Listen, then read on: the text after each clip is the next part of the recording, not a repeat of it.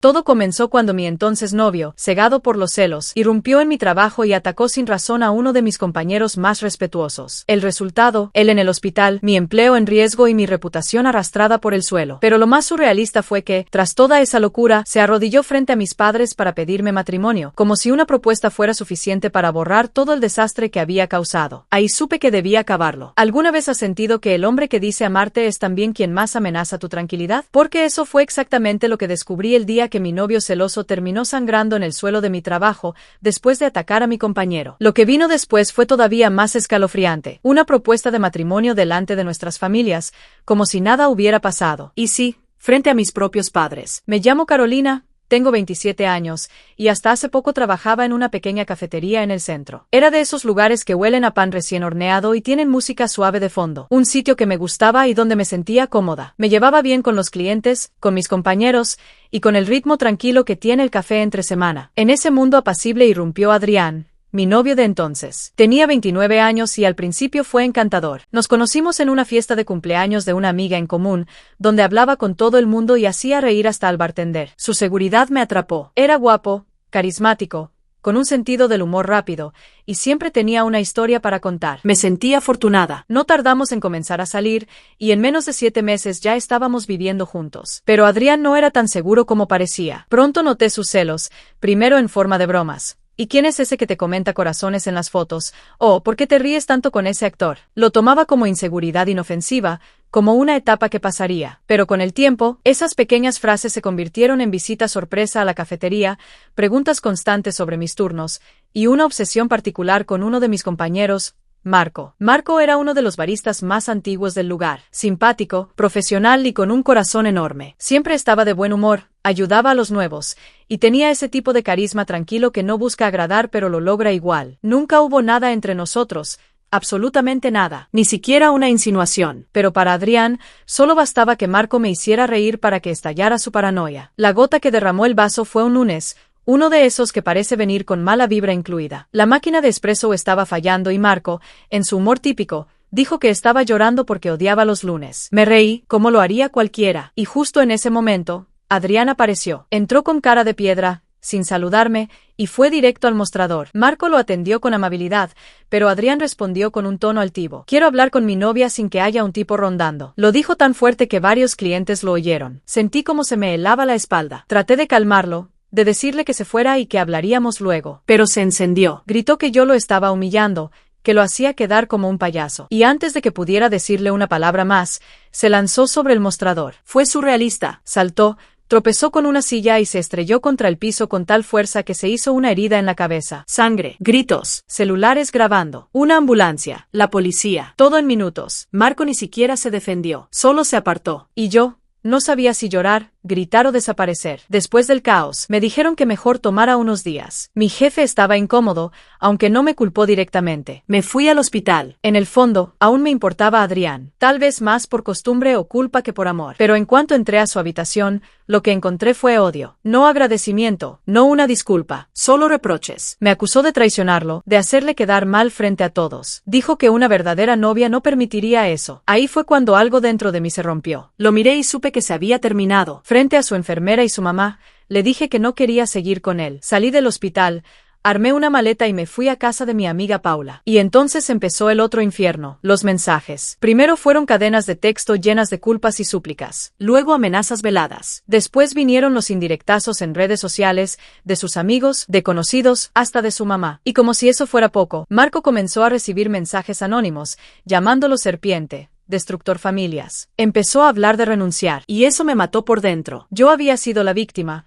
pero todos los focos apuntaban hacia mí. Adrián empezó a construir una narrativa en la que era un hombre desesperado, herido por el amor. Una versión muy conveniente que borraba su ataque, sus celos, su violencia. Y algunas personas comenzaron a creerle. Mis padres intentaron mantenerse al margen, pero entonces recibieron una llamada de la familia de Adrián. Querían organizar una cena de reconciliación, como si la solución a todo fuera una mesa bien servida y un brindis hipócrita. Su hermana, la única sensata en esa familia, me advirtió: va a hacer algo grande. Y sí, tenía razón. Esa cena parecía salida de una comedia romántica mal escrita, pero con un giro retorcido. Adrián no estaba buscando reconciliación, ni arrepentimiento genuino. Estaba montando un espectáculo. Cuando llegué, todo parecía preparado para una escena de película. Su papá asando carne, su mamá arreglando copas, primos conversando en el jardín como si no supieran lo que había pasado apenas una semana antes. Mis padres llegaron poco después. Serios. Mi papá tenía esa mirada que conozco bien, la que precede a un escándalo. Traté de mantener la calma, pero sentía que me habían tendido una trampa. Adrián se paseaba como si nada,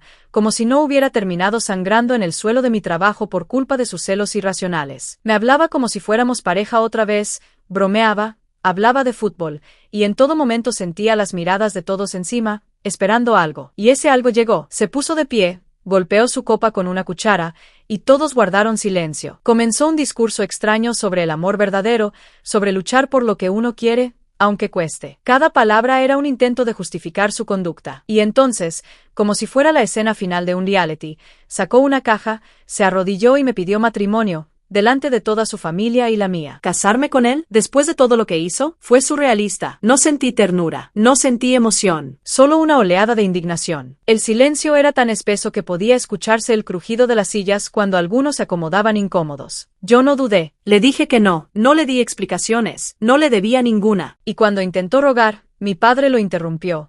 Vine dispuesto a ponerte en tu lugar, pero tú solo estás haciendo el trabajo por mí. Su papá tosió incómodo. La caja del anillo cayó al suelo. Y Adrián, aún de rodillas, empezó a llorar. Un llanto dramático, casi infantil. Me levanté. Le dije a mi papá que nos íbamos. Mi madre me siguió. La madre de Adrián tuvo el descaro de decir que esa no era la manera de rechazar a alguien que había hecho un gesto romántico. Pero mi mamá se giró y le respondió con una frialdad que me dejó helada. Cállese, que todavía tengo ganas de golpear algo. Su primo dijo, sin pudor, ¿qué haces llorando en el suelo? Levántate, pareces una mujercita. Ese fue el ambiente. El tipo de familia que aplaude el llanto masculino solo cuando creen que les conviene. Esa noche, Adrián me escribió un mensaje de voz de 3 minutos, llorando, pidiendo que esa fuera una nueva oportunidad. Lo bloqueé. Al día siguiente, hablé con mis padres. Discutimos un poco. Se disculparon por haberme presionado a ir. Y yo les agradecí que me respaldaran, aunque mi papá prometió no intentar golpear más novios. Dije que no se preocupara. Este había sido el primero y sería el último. La hermana de Adrián me escribió para disculparse. Me dijo que intentó advertirme,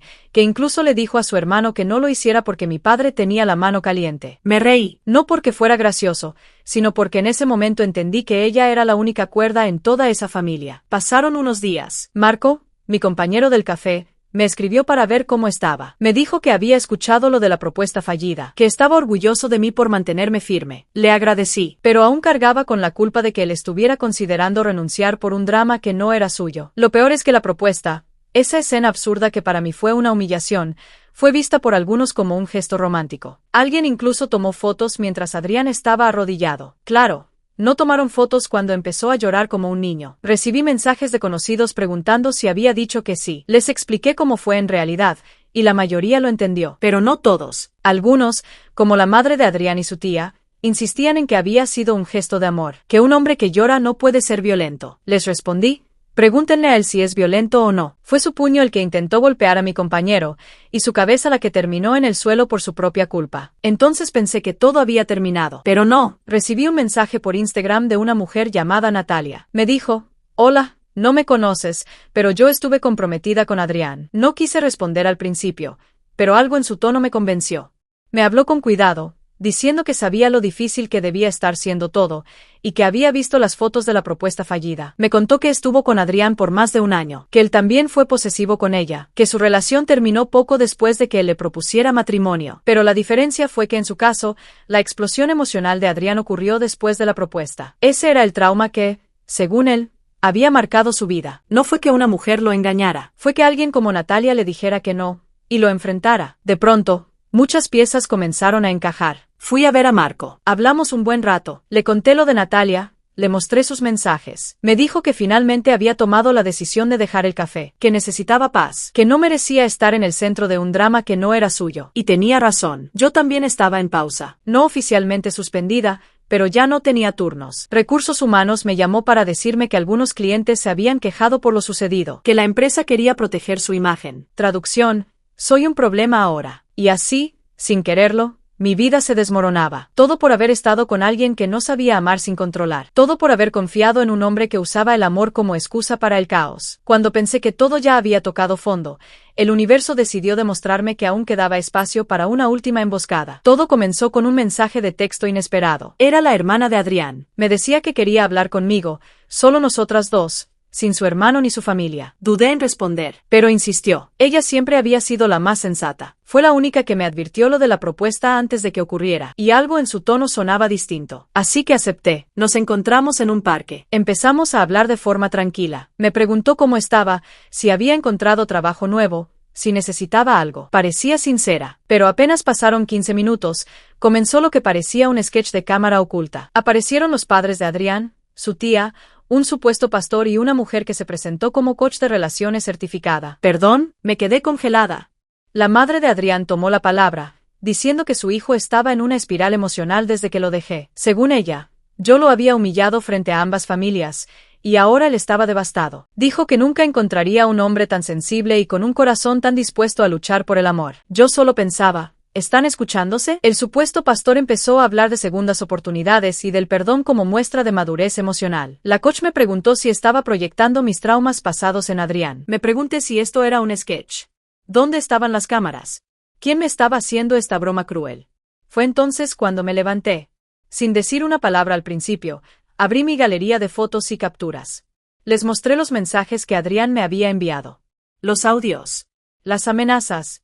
Les leí las frases donde me culpaba por su ataque, donde minimizaba lo sucedido, donde se victimizaba. Les mostré los mensajes de Natalia, la ex comprometida. Les hablé del chantaje emocional. Les conté lo de la cuenta falsa que amenazó a Marco. Lo de mi trabajo en pausa. Todo. El pastor intentó interrumpirme. Dijo, todos cometemos errores. Le respondí, genial, entonces que Dios lo reciba en su cielo, yo paso. La madre de Adrián murmuraba que no deberíamos tirar el amor a la basura por un par de tropiezos. Le respondí que si lo del café había sido un tropiezo, entonces lo que pasó después era una maratón de estupideces. El padre de Adrián no dijo nada. Solo bajó la mirada. La coach volvió a hablar, insinuando que yo estaba confundida, que tal vez no sabía lo que quería. Y ahí fue cuando perdí la paciencia. Le dije, con claridad y firmeza, que no estaba rota, ni confundida, ni manipulable. Que ya había perdonado más de lo que alguien cuerdo perdonaría. Que no pensaba volver con un hombre que no solo me hizo daño a mí, sino que arrastró a otros inocentes en su caída. Me giré, tomé a la hermana de Adrián del brazo y nos fuimos. Esa noche, ella me escribió para disculparse.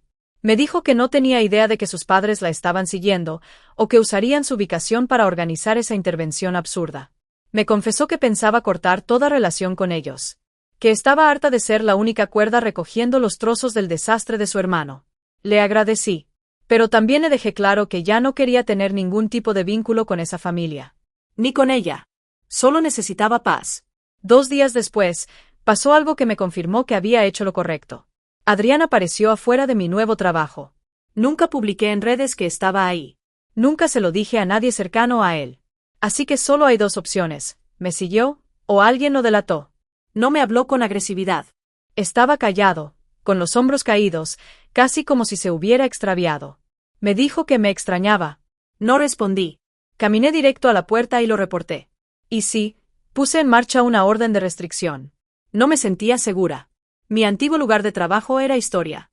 Conseguí algo nuevo, un poco más lejos, pero con buena energía. Marco también había conseguido otro empleo, trabajando desde casa, y me alegró sinceramente por él. Algunos pensaban que entre nosotros había algo más. Pero no. Éramos compañeros. Amigos. Y nada más. Que no todos entiendan que una amistad entre un hombre y una mujer puede ser genuina, no es nuestro problema. Lo que me pesaba no era amor. Era cansancio. Agotamiento emocional. La conciencia de que había dado demasiado por alguien que no lo merecía. Y lo peor, la vergüenza de haber sido parte de ese circo. Y por supuesto, la historia no había terminado ahí. La hermana de Adrián volvió a escribirme. Pero esta vez, lo que me dijo fue tan bizarro que todavía me cuesta creerlo. Me contó que sus propios padres la estaban acosando por haber abandonado a Adrián. Empezaron con mensajes y llamadas. Luego, aparecieron en su casa. Sí, con el mismo pastor y la misma coach falsa. Golpeaban la puerta. El pastor rezaba en voz alta. La coach le gritaba frases de autoayuda psicodélica. La hermana terminó llamando a la policía.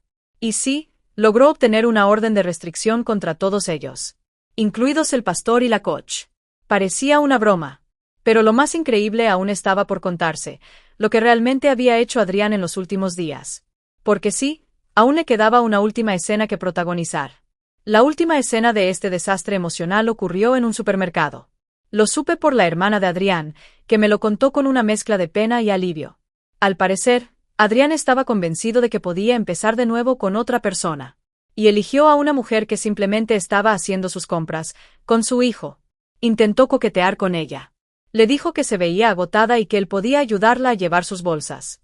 Cuando la mujer le pidió que se alejara, Adrián empezó a llorar. Sí, en medio del supermercado. Pero no fue solo eso. Abrió un bote de helado en uno de los pasillos, se sentó en el suelo y empezó a comerlo con los dedos. Porque, según dijo en voz alta, la vida es amarga, y yo solo quería un poco de dulzura. Algunos se reían. Otros grababan. Y muchos estaban incómodos. Cuando llegó el personal de seguridad para pedirle que se retirara, reaccionó con violencia. Gritó, se negó a levantarse, incluso intentó empujar a uno de los guardias. Tuvieron que detenerlo hasta que llegó la policía. Fue arrestado. La mujer presentó cargos por acoso, y el supermercado por agresión y consumo de productos sin pagar. Le dieron libertad condicional y trabajo comunitario. Y esa fue la gota que colmó el vaso de su familia. Porque cuando su hermana se negó a visitarlo tras el incidente, comenzaron las llamadas, los reproches, y los discursos sobre lealtad familiar. Ella, por fin, lo dejó todo atrás. Y yo, también. Puedo decirlo con la cabeza en alto, ya no me duele. No me culpo. No me avergüenza haber sido víctima de alguien así. Me avergüenza haber tardado tanto en reaccionar. Pero hasta eso lo estoy aprendiendo a soltar. Hoy tengo un nuevo trabajo, lejos de esa cafetería. Uno donde mi jefe me respeta y mis compañeros me valoran. No necesito fingir que todo está bien, porque, por primera vez en mucho tiempo, realmente lo está. Marco y yo hablamos de vez en cuando, nos apoyamos mutuamente, y celebramos que ambos sobrevivimos al caos de Adrián. A veces, cuando paso por aquel parque donde la hermana me citó para aquella trampa emocional, me detengo un momento. No para lamentar nada, sino para recordar que una mujer no necesita aceptar menos de lo que merece solo porque alguien se dice enamorado. El amor no justifica los celos. No perdona la violencia. No sostiene amenazas ni manipulación disfrazada de romanticismo. Y cuando recuerdo esa absurda escena con el anillo, frente a nuestras familias, con él llorando en el suelo, solo puedo pensar una cosa: gracias. Gracias por haberte revelado tal cual eres antes de que fuera demasiado tarde. Gracias por mostrarme el desastre que escondías bajo esa sonrisa encantadora. Y gracias por hacerme entender que, por más difícil que sea, siempre hay salida. Hoy tengo límites. Hoy tengo paz. Y no pienso volver a cederlos por nadie. No sé si tú que estás viendo este video alguna vez te sentiste atrapada con alguien así. Tal vez también tuviste a un Adrián que se disfrazó de amor, pero resultó ser control. Si es así, déjame decirte esto: no estás sola. No eres la mala por proteger tu dignidad. No eres egoísta por elegirte. Y no tienes que aceptar a alguien solo porque llora o te dice que te ama. Yo lloré también. Lloré en silencio cuando perdí mi empleo, cuando me hicieron sentir culpable por defenderme, cuando me trataron como si fuera una exagerada por negarme a perdonar.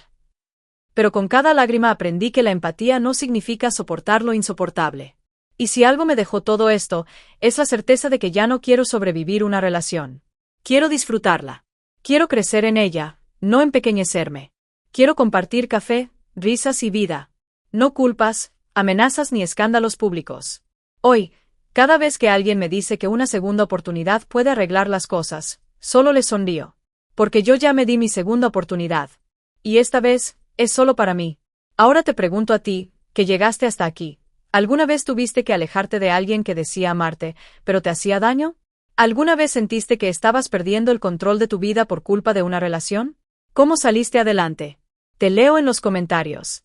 Porque tal vez, contando nuestras historias, logremos que más mujeres se reconozcan a tiempo. Que más de nosotras recordemos que amar también es saber irse. Y que el amor propio no necesita anillo.